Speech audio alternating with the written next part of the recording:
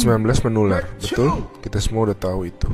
Parahnya karena masa inkubasinya bisa sampai 14 hari, orang bisa positif corona tanpa demam dan batuk. Gak kelihatan. Kalaupun dia nanti batuk dan demam, bisa jadi itu bukan corona, bisa jadi flu biasa. Jadi bingung kan? Nah, saat ini cara yang paling akurat yang kita punya adalah dengan testing. Pemerintah ini sedang mempersiapkan testing massal di hari-hari ke depan. Pesan utama video ini adalah jangan panik ketika nanti setelah testing massal, angka positif corona kita naik tajam. Kenapa? Ibaratnya selama ini lampu yang nyala itu cuma lampu kecil aja, sehingga kasus yang kelihatan ya sedikit. Tapi begitu lampu-lampu lain dinyalain, baru semuanya kelihatan. Jadi kalau nanti dalam sehari angkanya naik tinggi, artinya bukan dalam sehari tiba-tiba terinfeksi menyebar. Oh my god, penyebarannya cepat sekali, dalam sehari naik sekian.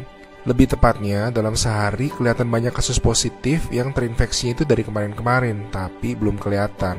Ngerti ya bedanya ya? Pahit emang rasanya ngeliat fakta, tapi ini penting banget. Makin kelihatan, makin mereka bisa diisolasi sehingga nggak nularin ke orang-orang yang lebih banyak lagi. Korea Selatan tuh ngelawan COVID dengan cara ini. Mereka ngetes 300.000 orang dalam 7 minggu, sehingga mereka nemuin 8.000 orang yang langsung diisolasi, sehingga tidak menginfeksi khalayak yang lebih luas lagi. Kurva mereka langsung gepeng. Alasan lain untuk tidak serta-merta panik, COVID-19 itu penyakit dengan berbagai tingkatan menurut WHO. Secara statistik, sebagian besar kasus-kasus yang akan positif nanti akan masuk ke dalam kategori sedang. Dan secara statistik, kebanyakan bisa sembuh. Tetap berbahaya, tetap harus sangat waspada, tapi lengkapnya baca-baca jurnal resmi WHO ya.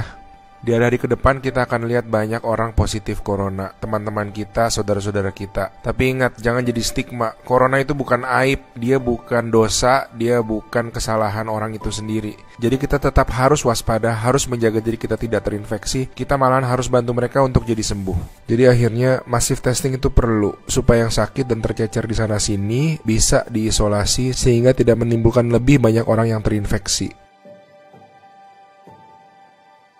Pahit rasanya nanti ngeliat angka-angka ke depan, tapi ini langkah yang sebetulnya sangat positif.